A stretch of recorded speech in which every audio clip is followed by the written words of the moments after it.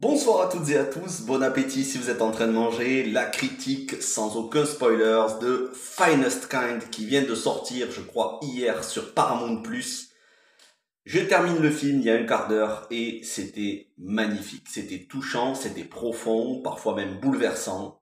J'ai envie de dire solide, c'est le premier mot qui me vient à l'esprit, solide et grandiose par son sujet, par son casting, par son interprétation, un casting en or massif, un sujet profond, des décors qui sont vraiment adaptés au sujet.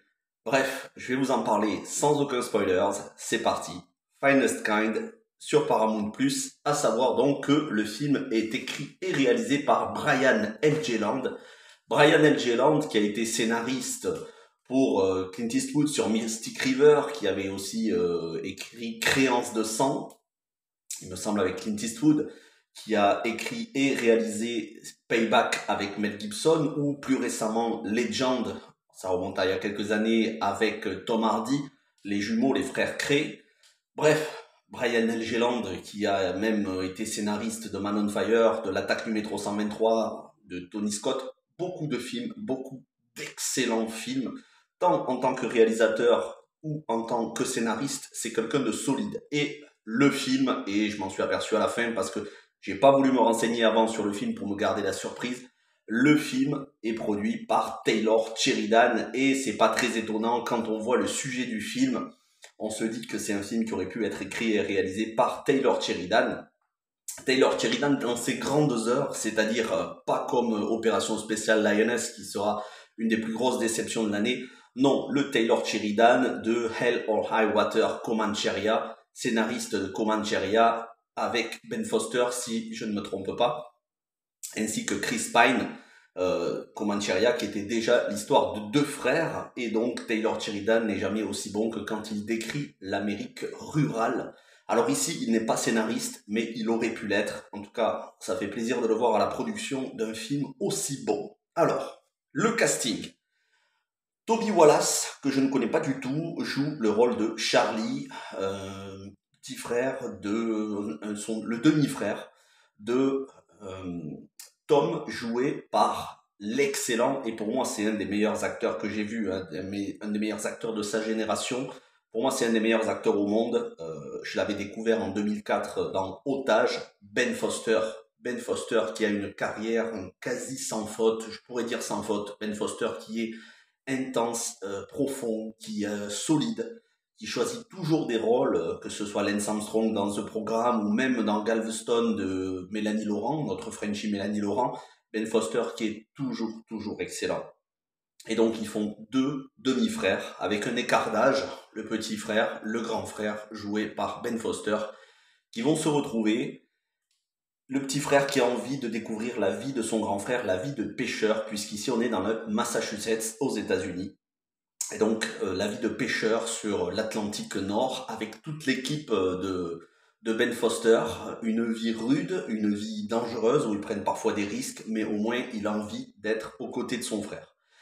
Il prévoit de rester comme ça juste quelques mois pour l'été parce qu'il se destine à une carrière d'avocat. Il vient de finir ses études, il est accepté dans une grande faculté pour devenir avocat comme son père. Son père qui n'est pas le père donc de son grand frère puisque ce sont des demi-frères. Et son père qui espère que ce soit juste une passade. Mais son fils, voilà, le petit Charlie, il a vraiment envie de suivre l'exemple de son grand demi-frère qui est le fils de Tommy Lee Jones dans le film. Tommy Lee Jones dans les rôles de bourru, comme on peut lui connaître, notamment dans Space Cowboys. Alors Tommy Lee Jones qui a vieilli, c'est vrai que ces dernières années, il se fait de plus en plus vieux, ça se voit sur son visage, les traits de vieillesse sont très marqués, mais il est toujours aussi excellent, toujours aussi profond et j'ai envie de dire, c'est toujours le Tommy Lee Jones avec la fougue qu'on lui connaît dans l'œil quand on le regarde. Il a toujours cette étincelle de grand acteur. Et donc, on va faire connaissance de cette équipe de pêcheurs dont le bras droit de Ben Foster est joué par Ismael Cruz Cordoba, que j'ai pu découvrir dans Les Anneaux de Pouvoir. Et vous savez que j'adore cette série et je vais continuer à la défendre. On verra la saison 2.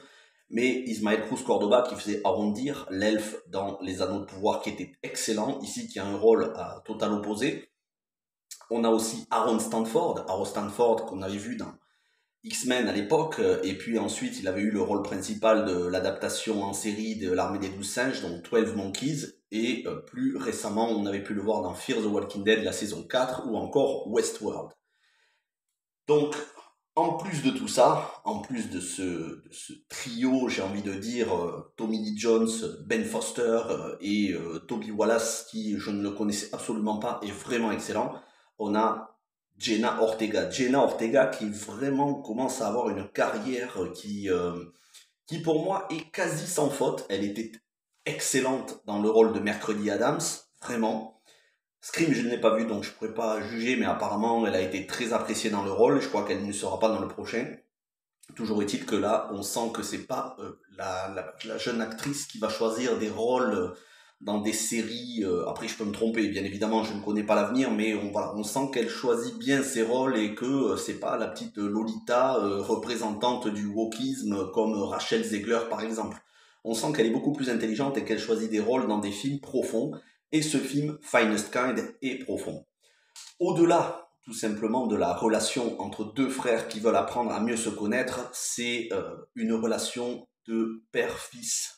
Que ce soit d'un côté le jeune Charlie avec son père, qui est avocat, un avocat réputé et riche, qui voudrait que son fils soit avocat comme lui, qui essaye de comprendre les choix de son fils, et de l'autre côté, Tom, son demi-frère, joué par Ben Foster, qui essaye de, tant bien que mal, avoir une relation père-fils avec son père Tommy Lee Jones. Les deux ne se comprennent pas toujours, mais finalement, ils se ressemblent bien plus qu'ils ne veulent l'avouer.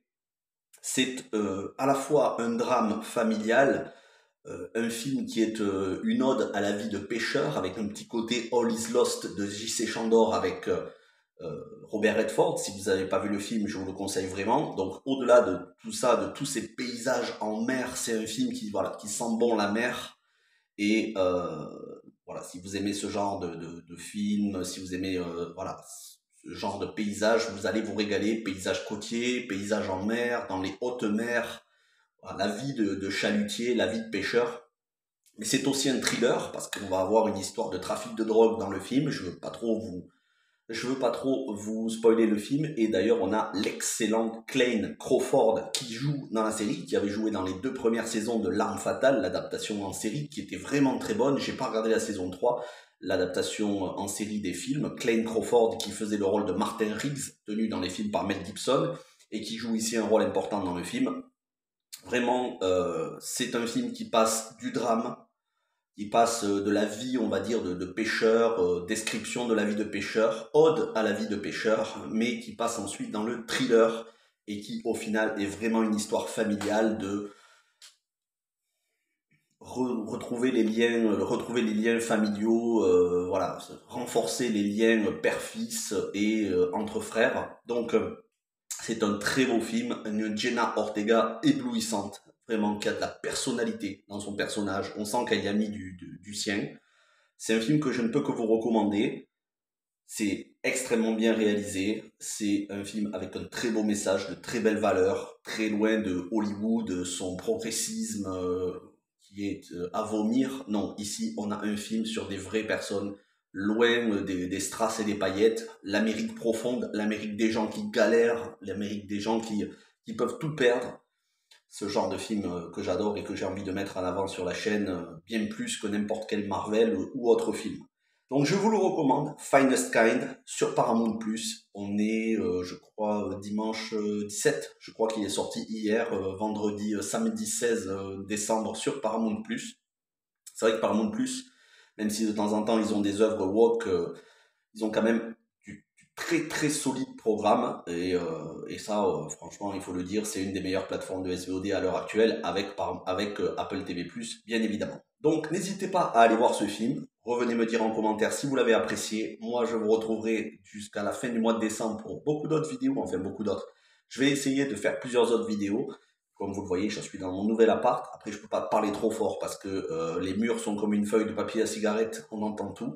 Donc, je vais essayer de vous faire des vidéos et sinon, on se reverra dans des vidéos dans la nature. Merci à toutes et à tous. Passez une bonne soirée, une bonne fin de week-end. Portez-vous bien. Ciao tout le monde.